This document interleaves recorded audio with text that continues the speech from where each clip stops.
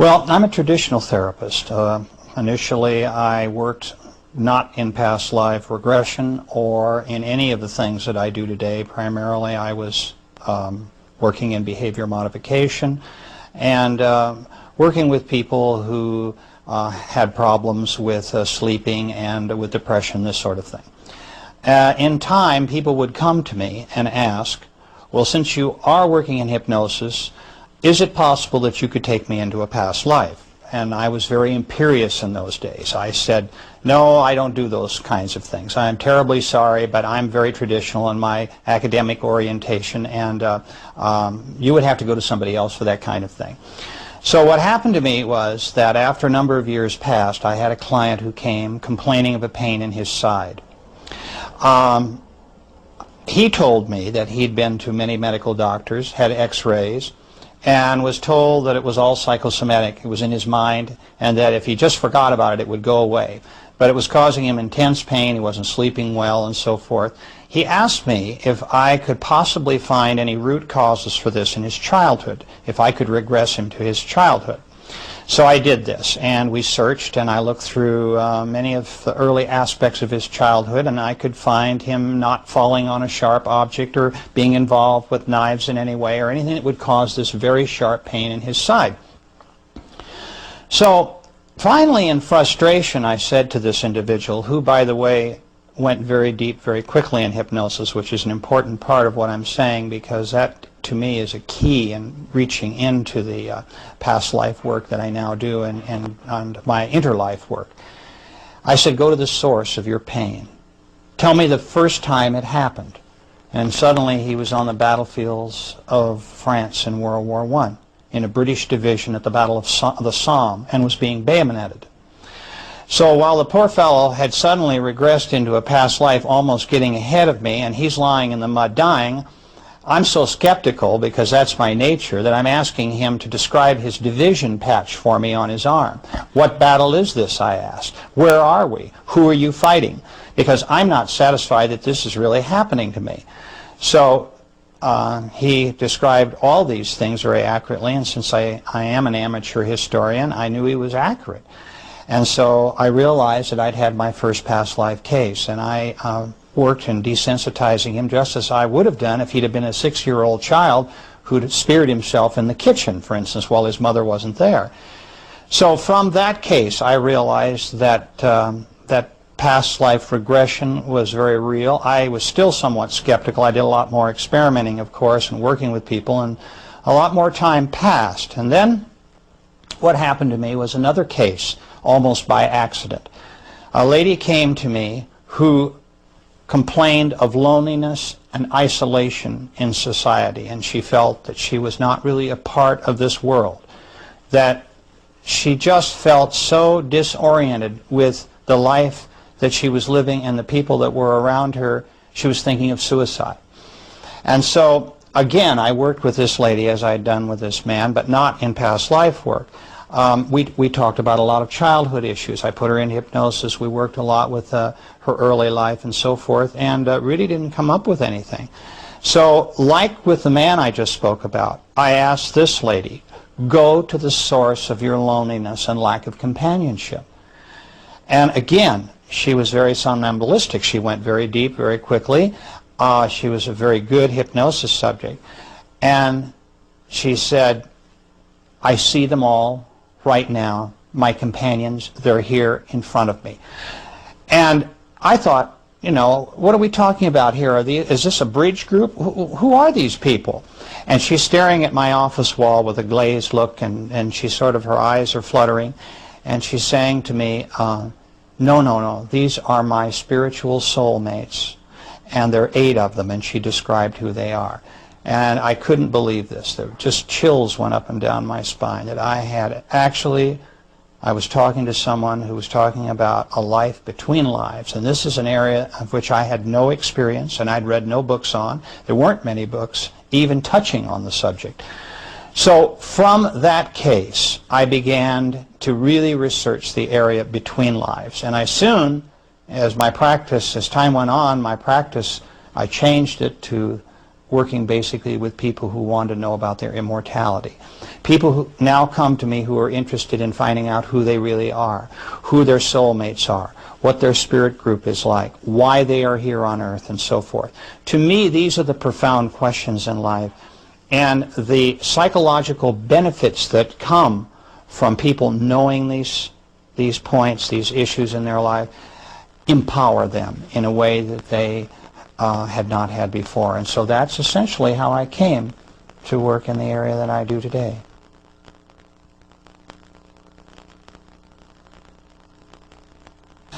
You've got two types of people: those that understand hypnosis and the power of hypnosis and realize that it's for real. The AMA, I might add, has accepted hypnosis as a medical tool since 1958, which is rather late considering how long it's been around. But the point I want to make is that people do not hallucinate in hypnosis. The conscious mind is not unconscious. It's very aware of what is going on around at all times around the subject. It is not as if you were in bed asleep at night in a deep delta state. You are in what we call an alpha or theta state. So your conscious mind is able to work and help with information that we're deriving from your subconscious. And so hypnosis really, in terms of whether you want to believe in hypnosis or not, depends on your willingness to accept self-reports as data. And essentially, it's not like physics where we have formulas. In terms of scientific proof, one could argue that's not possible. All I can tell you is that I was a skeptic at first about the whole process of past life regression and working in the life between lives. And what convinced me that it was real and that my patients were telling me everything that had actually happened to them in the past was their consistency of their reports. It didn't matter whether someone came to me who was deeply religious or an atheist or any philosophical persuasion in between. Once I had them in deep hypnosis, they all told me the same thing about the spirit world and about their life between lives.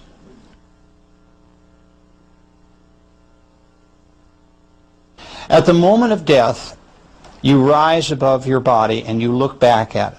Now, there have been a lot of near-death experience reports. There have been books written about near-death experiences, and certainly people who have gone through this have appeared on television and radio and have described to the public in many forums how they felt and what they experienced. But you have to keep in mind that in a near-death experience, we're talking about someone who is clinically dead only for a few minutes, so they wouldn't be around to tell what they experienced.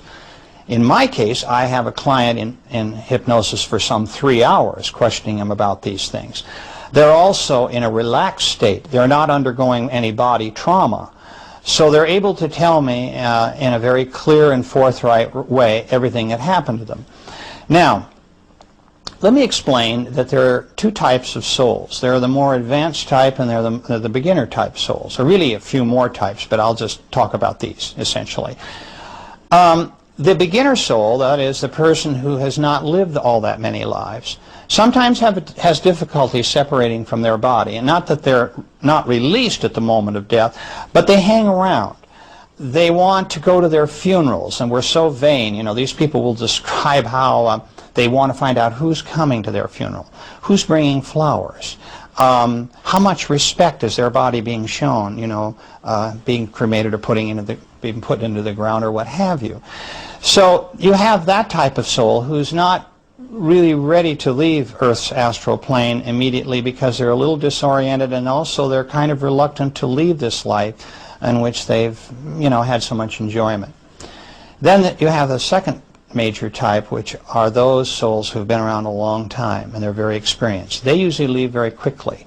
And so both types, when they look back at their bodies, I want to tell you that there is something that's uppermost on their mind, and that is to comfort the loved ones that are left behind.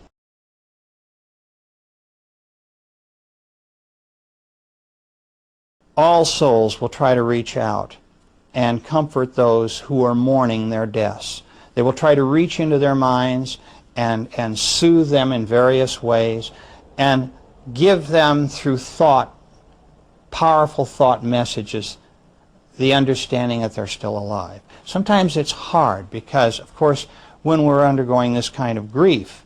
You can imagine that we're so overcome with grief that we might shut down in terms of these messages. So these souls might not be able to reach their loved ones for perhaps days or weeks or months later. But that is the intent, to make them feel comfortable. Then, as they pull away, souls describe bright lights and tunnels, the same as the folks that tell us who have had near-death experiences that they have seen. Now, let me explain something I think is really important. We've heard a lot about people seeing religious figures who have undergone near-death experience. I find no case in all of the cases that I've had over all of the years that I've been working with people through their death experiences who have ever seen a religious figure. What they see are their spiritual guides. These are those loving beings who are their teachers, who come to them at the moment of death to guide them into the spirit world. Now, I'd like to also say that you may also see people who you have known in this life who have passed on ahead of you who will also come and welcome you back. And this too is a very wonderful experience. For instance, people will see their mothers, for example, or a best friend who may have died in front of them, or a brother or sister, this sort of thing. And it's a very ennobling and beautiful experience for them.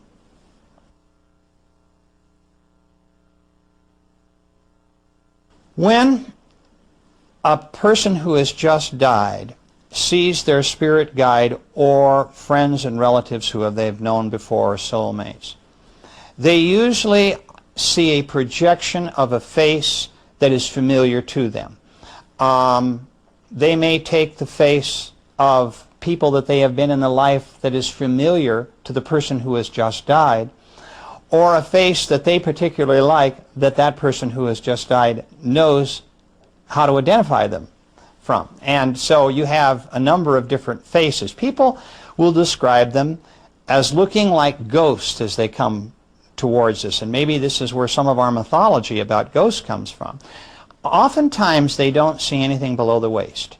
Essentially they see a light form coming, misty if you will, a pinpoint of light in the beginning, and then a misty shape, a ghost-like shape, and then when they get close they can make out, you know, features that are projected to them by the being that is coming towards them for recognition.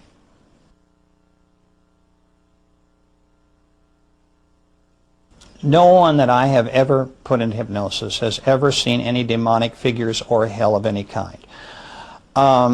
We have heard this from some people who have had near-death experiences, not many, a few.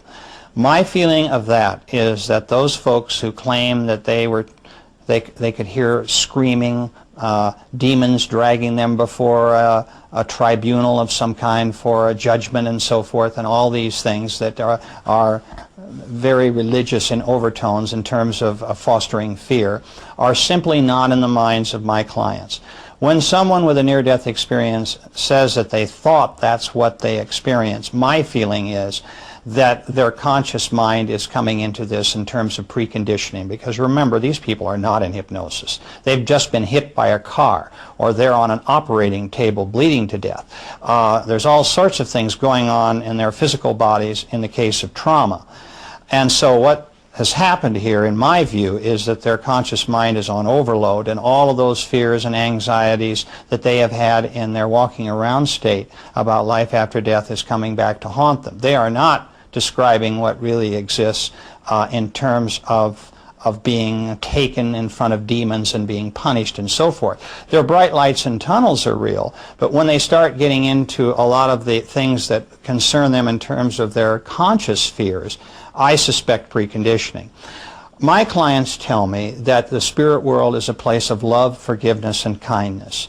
That regardless of what they have done on earth in terms of wrongdoing, if we could use evil and wrongdoing here as perhaps the reasons why someone might be sent into an area that maybe looks like hell, this just doesn't happen according to my clients.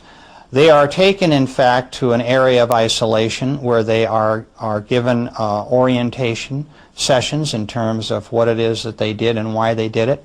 There's some energy reshaping going on. I explain in the book, Journey of Souls, about this process. And I just would like to say that these people, generally who have committed evil, will probably, of their own volition, come back as victims in their next lives. They will volunteer for those assignments. So, no, the spirit world is not a place of terror and fear.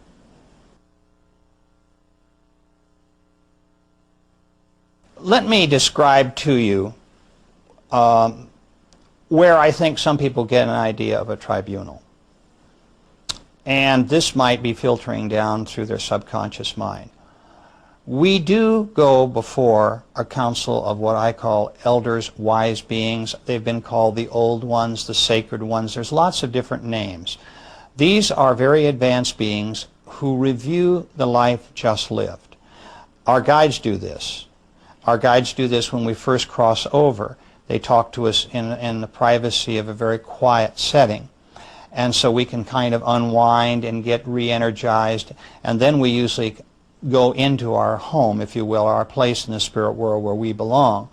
And we can talk about that in a few minutes. But what I'd like to tell you now is the tribunals concept that I hear a lot about. People worried that they might be hauled in front of demonic judges and made to account for all their sins.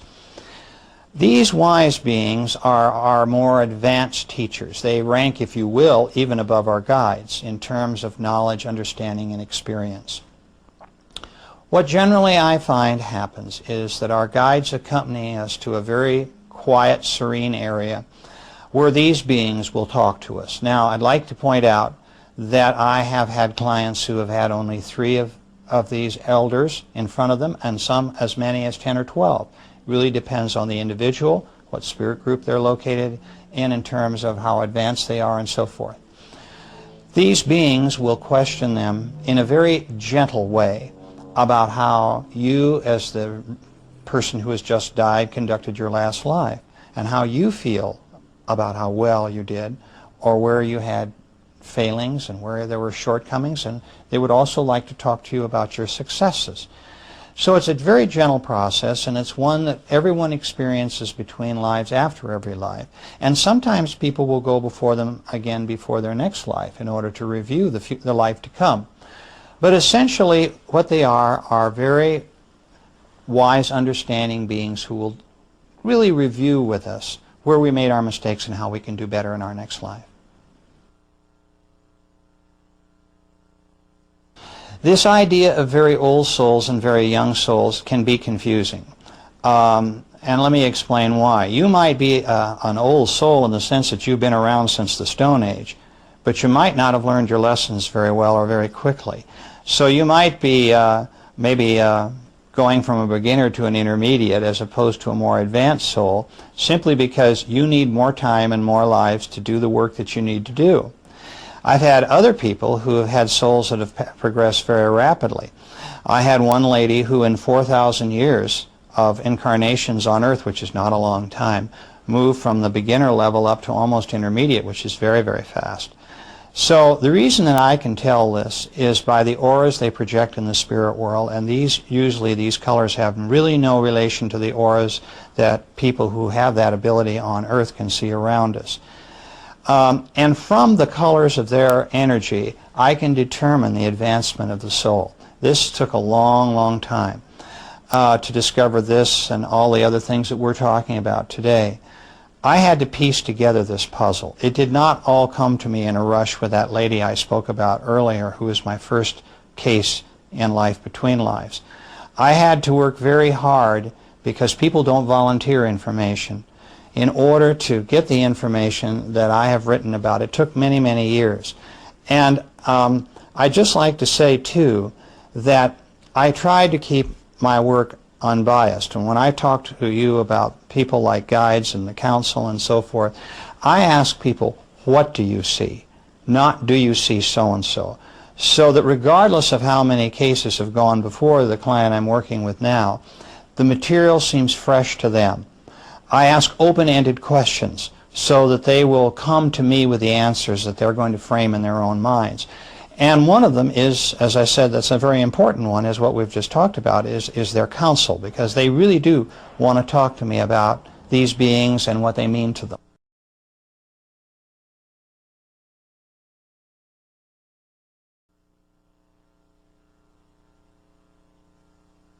people can get misconceptions from ghosts, and it's my feeling that there are beings who have not left the astral plane yet because they're not ready to. They're very dissatisfied with things. Maybe they were murdered. They want to find vengeance and so forth. They're not forced into the spirit world. Usually they're taken by the hand when they're ready and taken into the spirit world. I might also say that there's another element of this that's kind of unique to my own work in terms of ghosts. I believe in the duality of souls. Souls have the ability to live parallel lives, to divide their energy. A part of their energy always stays behind in the spirit world. So you could have a ghost with an energy particle who is still on Earth but have the same holographic image, if you will, of that soul's ego in the spirit world at the same time. So we never stop learning, and we never actually are totally disconnected from the spirit world.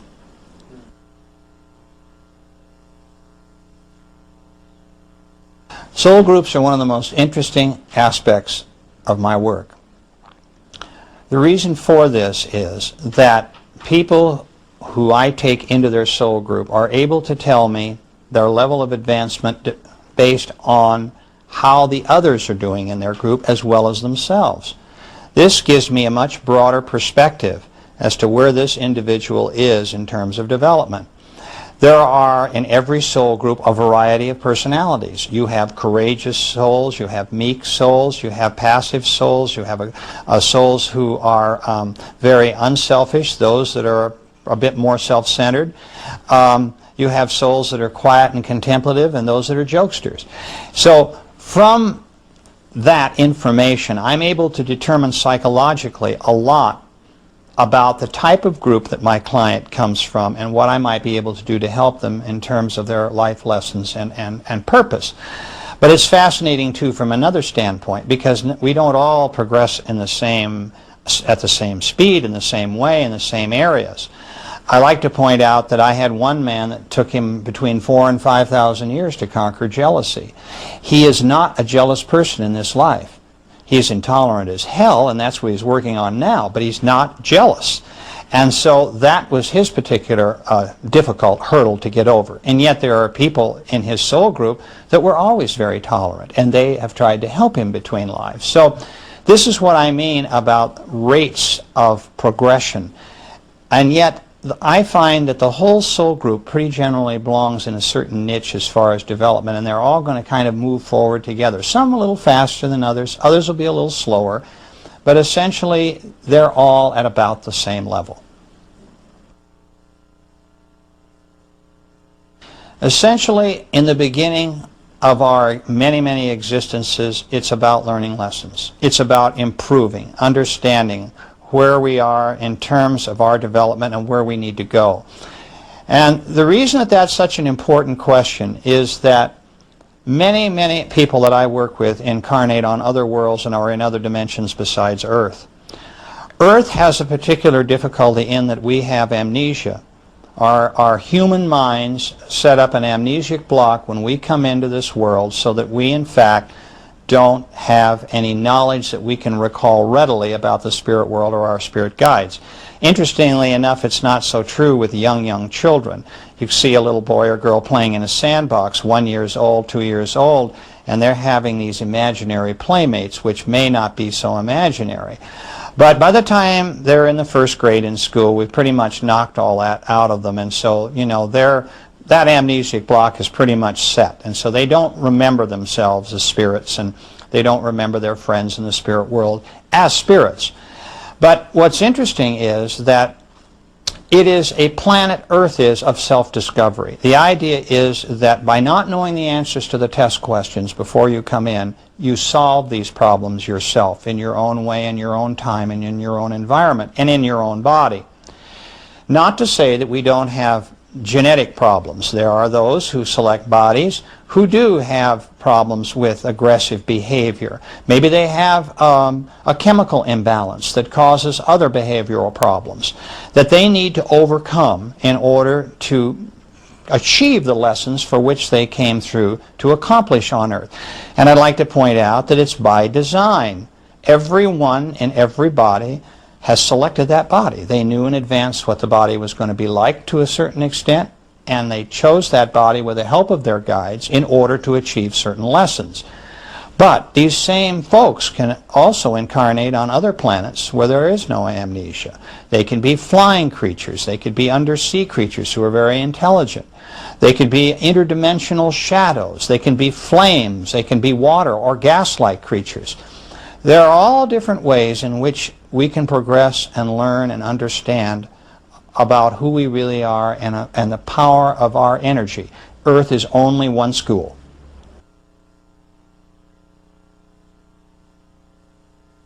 For me, it's difficult to say the word God because, to be quite frank with you, I came into this as an atheist. I did not believe in God. I did not believe that there was anything after life but ultimate oblivion. And my clients kind of brought me to this kicking and screaming, brought me to the party.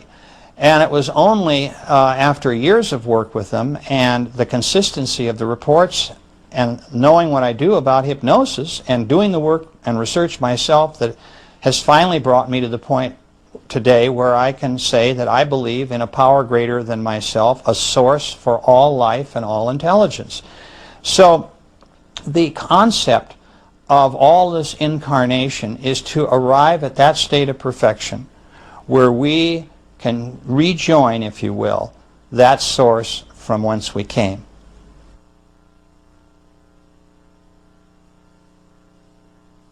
This is one of the most jovial parts, if I could call it that, of my work. Some people think that I spend a little too much time with this and make too light of it. I believe that it's important that everybody know that the spirit world is a place of humor and fun. It is not all business. It is not all the kinds of things I describe in some of my chapters about energy work, creation work, learning to cope with our lessons in classroom type situations. There's a lot of that. But we also have R&R, rest and recreation. And I've had many clients tell me about playing games. Some of the games I hear are like Red Rover, where sides will line up opposite each other and come crashing together as balls of energy in order to unite and blend their intelligent energy. And it's kind of like playing bumper cars. Others will talk about a dodgeball game where they will throw bolts of energy at each other, or playing tag, these kinds of things. And there's a lot more esoteric type games where they can go to other worlds where there is no human life, for example, as spirits who are not there to learn lessons but to simply have fun with each other. And they play. So once in a while when I give a speech about the fact that there is a lot of humor and play in the spirit world, some people get a little upset because they think it all should be very, very serious. And I find that that's just not true.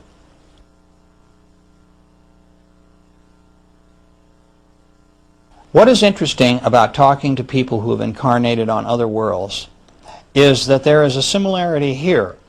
Now, it may be that those people who come to Earth also like to go to certain other worlds because what it is that appeals to them about Earth may also be appealing in terms of another kind of environment that's rather similar. For instance, when I'm talking to large audiences, I ask in the audience how many people in this audience have had dreams where they could fly. Usually 75% of them will raise their hand. Then I will say, how many of you have had dreams where you can swim underwater and breathe, and that you're a very intelligent life form? About half will do that. Then I really narrow the field down. I will ask how many have been giants in their dreams, where everything else is smaller than they are. Only a few hands. And then I might ask how many have been really tiny, tiny beings where everything else is larger than you are, and just one or two out of a group of 100 or 200 people. And what this indicates is, and our dreams do tell us an awful lot about our former experiences, is that many people who incarnate on Earth also incarnate on flying and water worlds. And so I've had a number of clients that have talked to me about being flying creatures, highly intelligent flying creatures, on other worlds and what those worlds were like, and the same for water and how they can swim deep into an ocean kind of atmosphere, and how there's cities under the ocean, and they look like not whales or dolphins so much, although there's some of that, but creatures that are so strange that we see them only in mythology.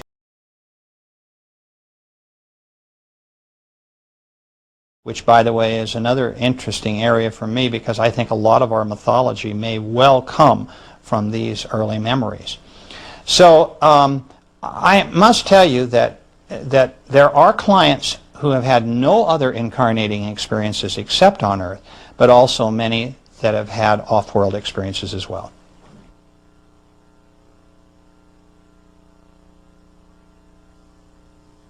When we dream, generally, my way of describing dreams is generally in three categories. We can cleanse our minds at the end of every day. It's kind of a cleaning house where we vent a lot of the things that have gone on, and a lot of it is kind of like everything's short-circuited up there. We've all had dreams which seem like just utter nonsense if we wake up in the morning and wonder what they were all about, or if we wake up in the middle of the night and they've just happened and we don't make any sense of them.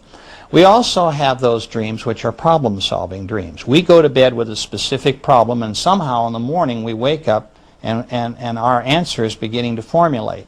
So that's a very cortexual type of dream where we're really analyzing a problem, and our sleep state is helping us resolve that. Then we have what I call spiritual dreams. The dreams that I've just described in terms of flying dreams or water dreams, where in fact we are creatures that we don't understand in a conscious state, but we're reliving earlier experiences. I might also mention that the problem-solving and the spiritual dreams can overlap. We may receive help from a guide in the middle of the night to some major problem that we just can't seem to solve during the day, and our minds are not open to receiving information from our guides. Maybe we're not people who meditate. So the only way they really have of reaching us is when we're in a subconscious state at night. And so dreams can take many different forms.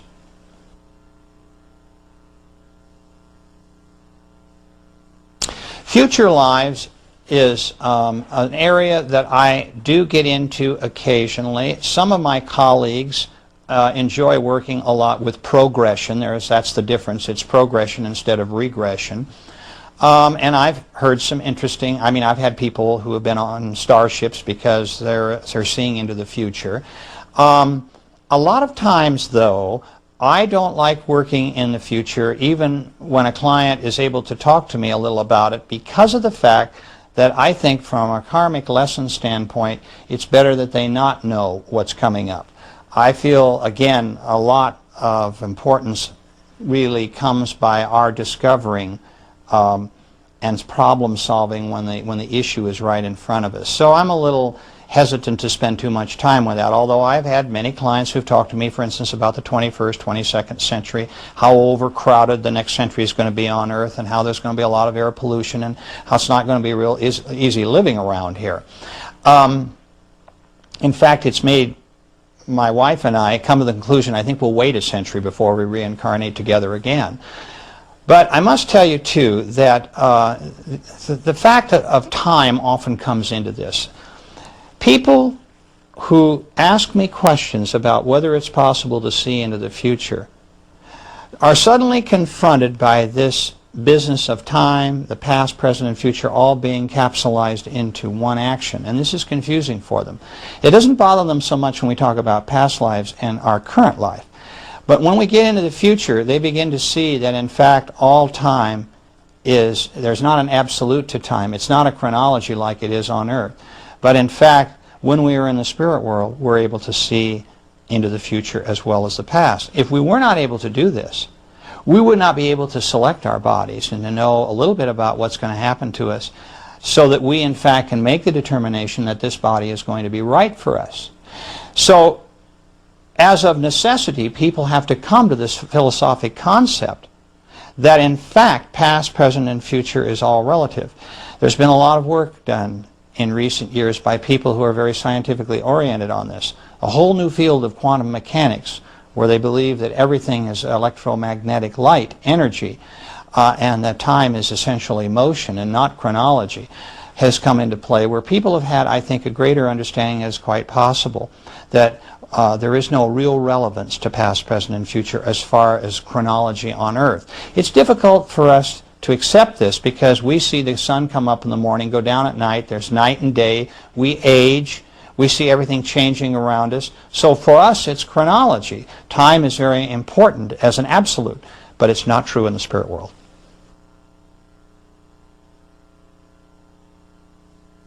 When they decide, and their guides are also involved in this decision, that it's time to come forward and be reincarnated again, they go to a place where they can study the bodies that they're going to be given as choices. Now, I find this varies between clients. Some clients are given 2 or 3 choices, other clients are given basically 1 choice, but I have almost never found a client who has said, I don't like that choice.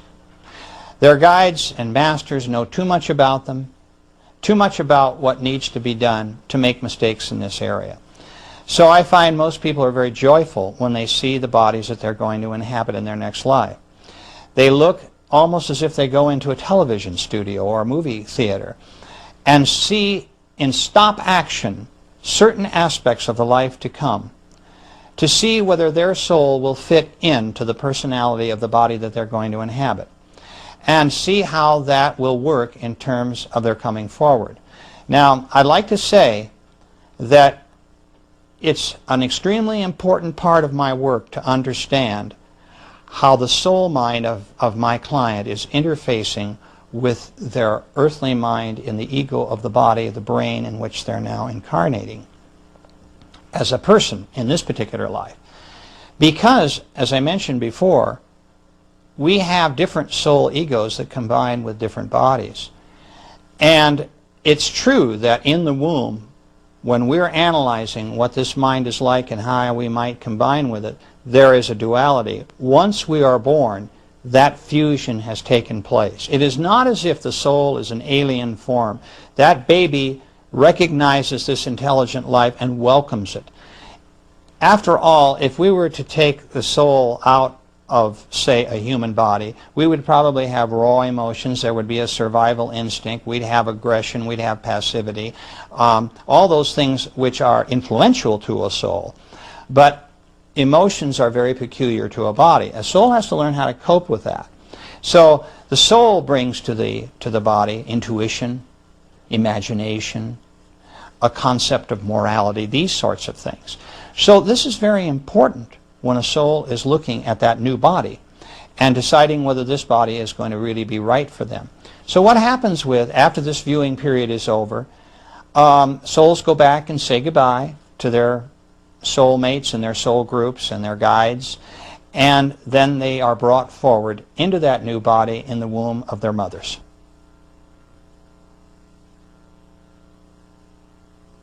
My clients describe death as something that is very, very beautiful for them. The trauma that has just gone before is pretty much wiped out at the moment of death. They rise out of their bodies, they realize that they're an immortal being. Oh my God, I'm not dead, is a statement I hear quite often. And they look back at their bodies, and of course all of their memories of all of who they are as souls and all their past lives come crashing in, and they realize that this life they have just lived is transitory.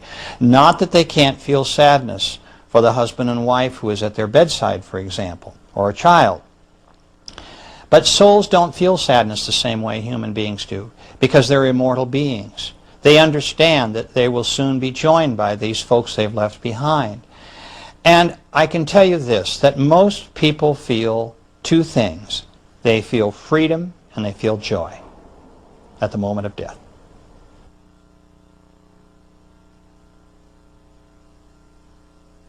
The disturbed souls are those that may have been murdered, for example, or may have lived very, very traumatic lives. They're very unhappy. The soul, if you will, has been contaminated by the human body through all sorts of genetic, influences and environmental influences that has caused a very difficult life. Maybe also it's a young soul that has had a hard time coping with the particular difficulties of that mind, where a more advanced soul could get through it. There's all sorts of reasons for souls being disturbed in their bodies, and that's one of the primary ones.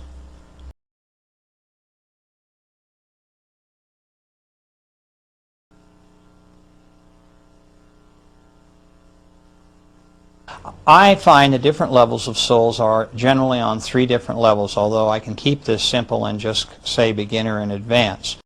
In my book, I describe them as beginner, intermediate, and advanced, and there are a couple of grades in between that, but that is a general category. I think that the thing that differentiates the beginner from the intermediate is essentially by the time you reach intermediate level, you're beginning your teacher training. You're given more responsibility. You've had a lot of lives that have been very difficult, and you've been very successful in your life in handling them. One of the primary things that our guides and teachers look at is how we have treated others in our life. What have we done for others as opposed to ourselves? And if we find people who are really quite unselfish and giving people, we know that probably they're moving into the intermediate level. And from the intermediate level to the advanced level is the difference between a soul being kind of at the beginning stage of teaching to one that is a more advanced teacher. And those souls that are more advanced are into work that is very, very demanding. Many of them will have a number of people with whom they are teaching who are on Earth and on other planets. And it is also their responsibility in the spirit world to, if you will, run spirit groups as teachers, and to conduct lessons, and to work with individual souls on their own problems. So there's quite a difference between a beginner and an advanced soul.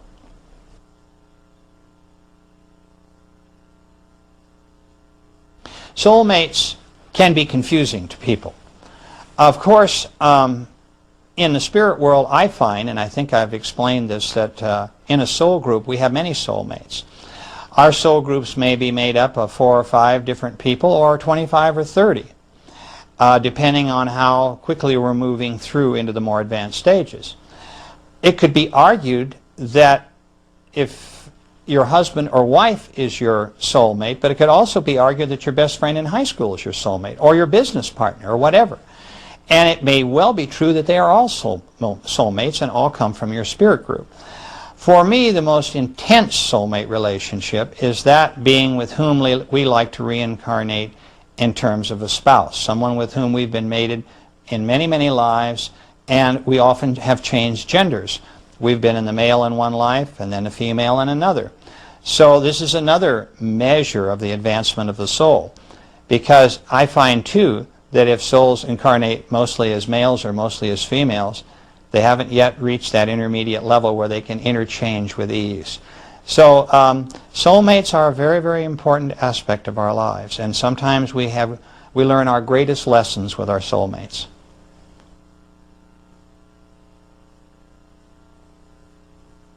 Well, orientation is that aspect of going into the spirit world where you review your last life.